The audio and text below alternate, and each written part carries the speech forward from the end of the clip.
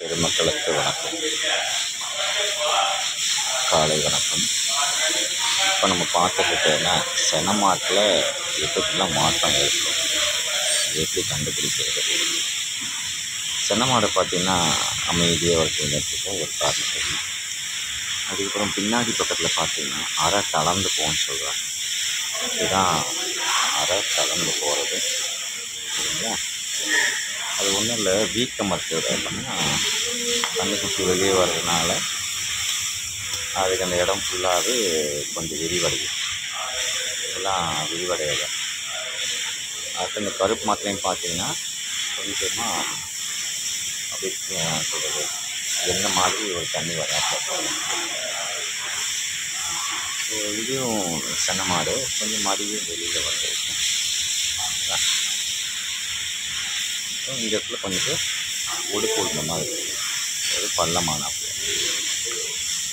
இப்போ இந்த ரெண்டு மாடு பார்த்திங்கன்னா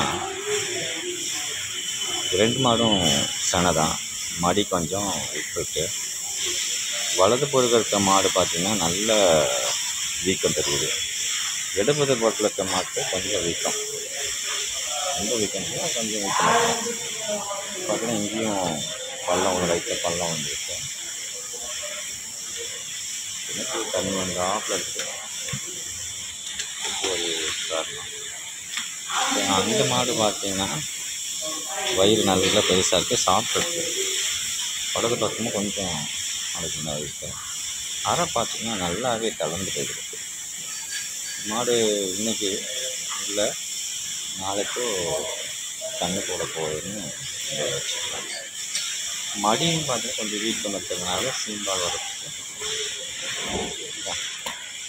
ஸோ இதெல்லாம் சென மாட்டோட இருக்குது. ஒரே இடத்துல உட்காந்துட்டே இருக்குது போது. இது கண்ணு போட்ட மாடு, கண்ணு போட்டு அதோட கண்ணுக்குட்டி இங்கே இருக்குது.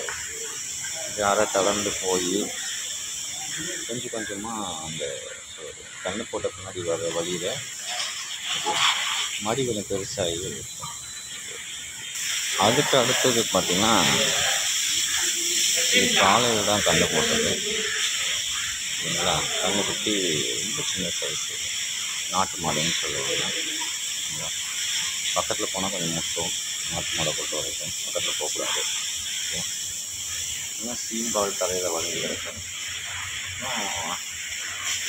கர்ப்பப்பைனா வந்து ஆசனா கீழே வந்து அறையிலன்னு சொல்லுவாங்க, அதுக்கு தெரியும். அதில் வந்து பார்த்திங்கன்னா ரத்தம் கலந்த ஜெல்லு மாதிரி வரும்.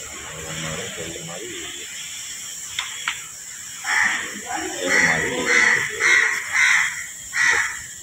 இது வந்து இப்போ கண்ணு